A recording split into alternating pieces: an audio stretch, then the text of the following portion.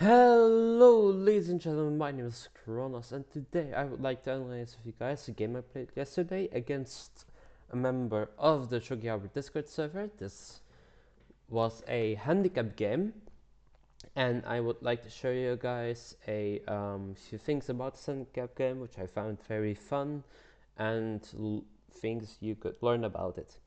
So I'm usually not known, um, so I'm usually not used to playing a handicap game. Um, Handicap games are usually played when there is a rank disparity between the two players. So that's why I gave away the lanes. In exchange, I get to go first, and I choose to push up this pawn, and we get um, a rook pawn exchange. So that's the first thing I would try to note when you have this lands missing. It is a strategy for Sante, or in this case Kote, um, to attack from this side because you have a lens missing there. And my side is actually trying to defend this while trying to create an attack. So he brings up the gold and I push my rook pawn. Of course, we are going for a standard exchange and I bring back the rook. And I think it's actually better to bring the rook this way such that I can prevent a pawn exchange here, but you will see why that did not work later. So I bring back the rook and he pushes this pawn. And I push up the bishop's pawn to create an open diagonal, which is, I think, a first mistake. This gives an approximate 1.5 advantage, where you can just exchange or just eventually put the rook behind it, and it's going to be very hard to defend. So let's look at the engine line. The engine line says push, push, and the rook comes fourth.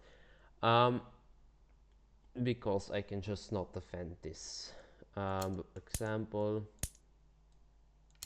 go back here and you take the pawn like this and you go back.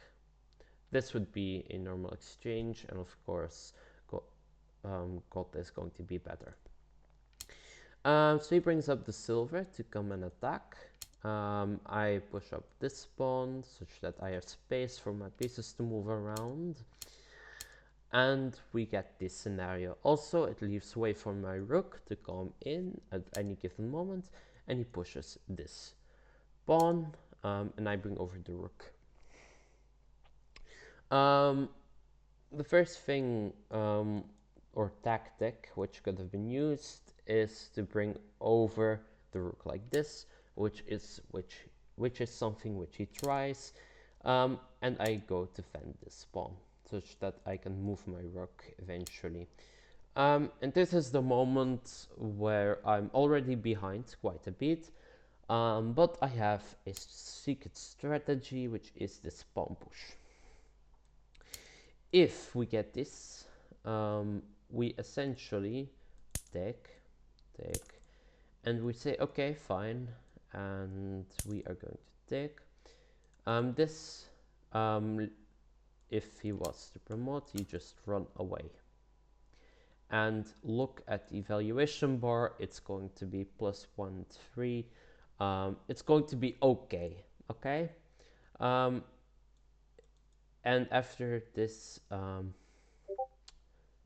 push, I just bring up the rook to defend, and then he drops the pawn. Okay, if you were the handicap giver, how do you create an attack from this? Because you're kind of cornered in, you have your two major pieces short by, that's not that good. Okay, how do you start an attack? Pawn drop. So I thought, like, how long? 10 seconds about this move. It's a horrendous move, but it forces the opponent to capture the rook. Of course, if this, then I just stick. So that was the whole idea behind it, and we get rook takes, and now I bring back the rook, because otherwise if I would have done this, we get this. Not that fun. But now I had to bring it back either way, and he develops the silver with the idea of potentially going to attack. I bring up the gold to defend, this also, and I take, and I drop the pawn. Okay, so of course you can just do nothing here because this has not been exchanged, so you have to go back. Next we get that I drop the pawn for security, and he does this. This is a loss of a move, and gives me time to swing over my rook.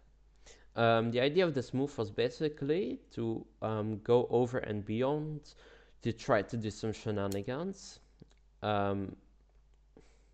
He does this. I develop silver, I bring over my king, and we get this. Okay. His idea is, of course, to bring over the silver to go and attack, right? But this is very solid. I think it's very solid, at least. So I say, well, I'm going to try and match you in development, and now this is the first time that's actually going to be quite bad, and this is why you should have taken, I think, personally. This is a plus 0.3 advantage, and I just drop in your retreat, and you bring the rook over, and you smash down this file, right? Now you push up the pawn, and he drops the pawn. I just take. It does nothing. And then he comes back. I bring up the rook to get my rook in sabaki, and he tries to do this again, after which I push. It's very important because this is undefended. This is a very weak pawn right now because this has moved to here and cannot go back. You cannot just move the gold back like this. So I push, and if this, you at least have vision on the pawn, and you push. And I take, and I'm threatening to promote my pawn, so he has to bring over this. And I take, and I drop my pawn here. This is quite, it's not that tricky to handle this, but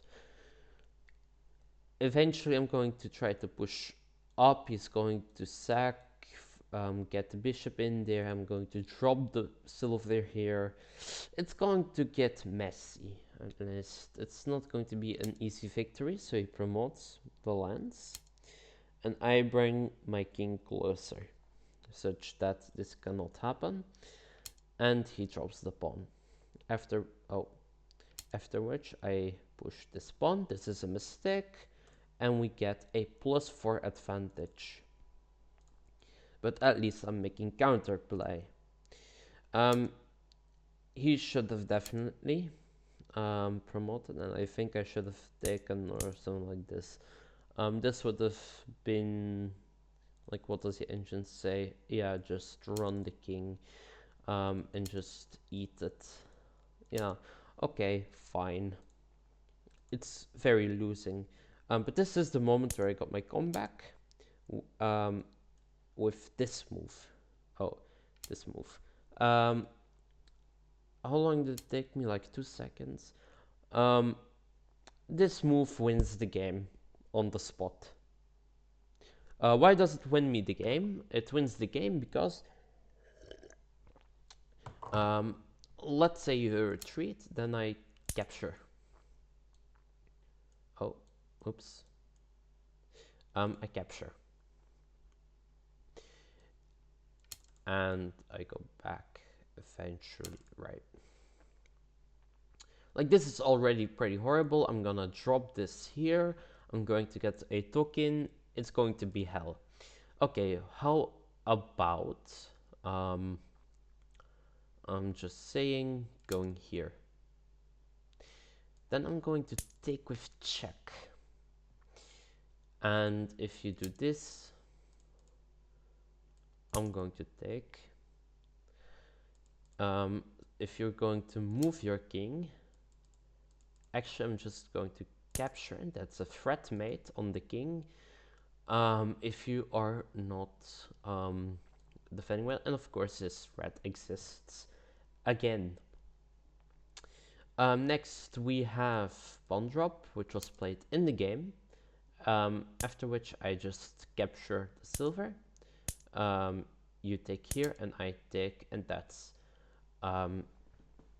certainly very bad for my opponent, because if they defend like this, I'm going to create a token, and suddenly okay, I'm just going to rest eventually or something. Like all of these things are possibilities, right? Or I'm just gonna do this, so I force the deck like this, and you see it's just a complete massacre. If the rook runs, I'm gonna create another token. It's hell for my opponent. This is not survivable. And my opponent just put the king back into his corner, and I checkmated it like this. So that's how you win a handicap game. So let's review really quickly. Let's also take a look at the journey the rook takes, okay? When you are behind, I feel like you should either defend really well or create counterattack chances. So the way that I tried to play this game was effectively just trying to see if there was a way to defend and then try to counterattack when everything was stable. So this is the moment where everything was stable. I swing back the rook, I move the rook up, I see my shot, I create counterplay, I stop every attack, and then I see, okay, now it's time to shine, and you're dead. That's how I like to play these types of games. It's always about how can I manage my opponent's attacks, how can I slow them down, and how can I attack myself. Okay, thank you everyone for watching. Please like and subscribe, and leave a comment.